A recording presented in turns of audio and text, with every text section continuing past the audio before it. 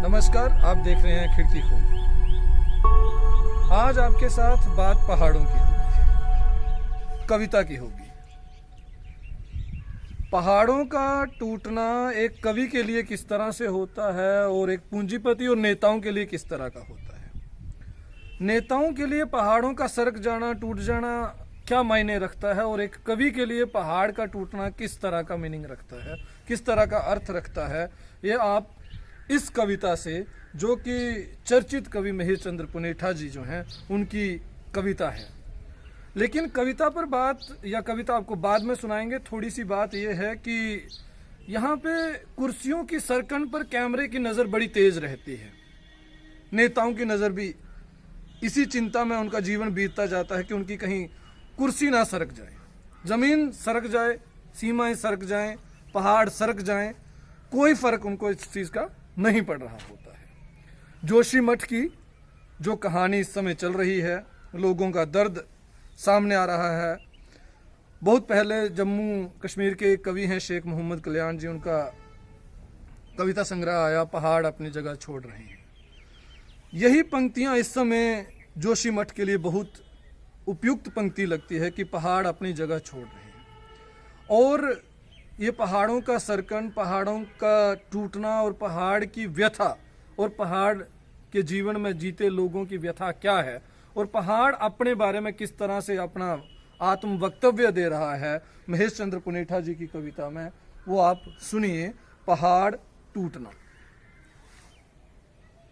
पहाड़ टूटना एक मुहावरा भी है, उसको लोग किस तरह से जीवन में प्रयोग करते हैं, भाषा में प्रयोग करते हैं जीवन के लिए, कि पहाड़ का टूटना, कि उसके जीवन पर पहाड़ टूट पड़ा है।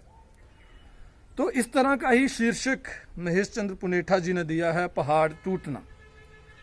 नहीं नहीं मुझे इल्जाम ना दो, नहीं नहीं मुझे इल्जाम ना दो, मैं कहाँ टूटता हूं आदमी पर, आदमी टूट रहा है मुझ पर। नहीं नहीं मुझे इल्ज़ाम ना दो, मैं कहाँ टूटता हूँ आदमी पर, आदमी टूट रहा है मुझ पर।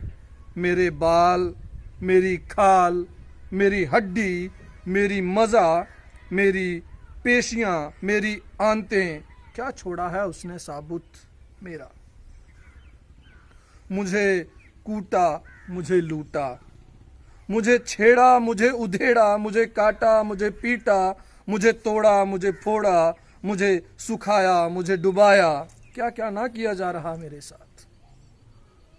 मेरा रोना, मेरा कराहना, मेरा तड़फना, मेरा कल्पना, मेरा चीखना नहीं दिखाई देता कभी भी उसे।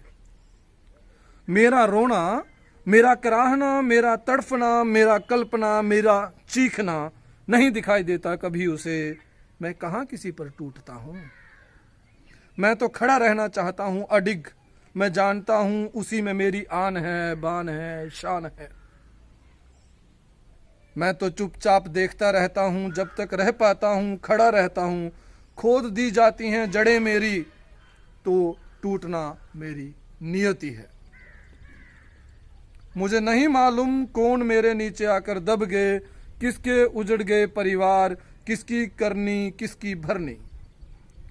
दुख अवश्य होता है कि जिसको खिलाया कुदाया अपनी गोद में, उनकी ही कब्र बन बैठा। मुझे मालूम है इनकी कोई लड़ाई नहीं मुझसे, ना कोई प्रतिस्पर्धा, मुझसे अलग कहाँ है ये। इनकी ज़रूरतों को पहचानता हूँ मैं, ये भी जानते हैं मेरी आदतों को। मैंने जो दिया इन्हें सहर्ष स्वीकारा इन्होंने।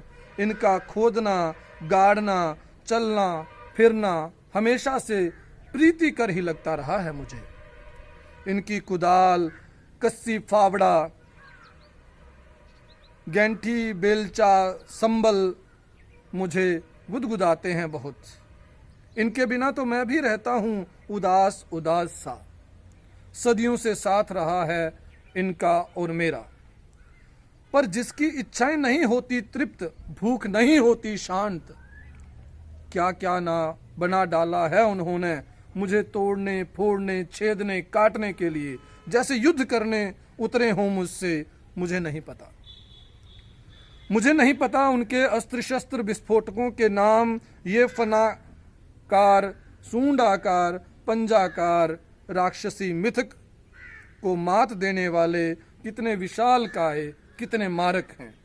मुझे जीतने आए हैं वे या खुद को हारने, मैं कह नहीं सकता। मुझे जीतने आए हैं वे या खुद को हारने, मैं कह नहीं सकता। मैं तो कह सकता हूं सिर्फ इतना, मैं कहां टूटता हूं आदमी पर, मैं कहां टूटता हूं आदमी पर। धन्यवाद, नमस्कार।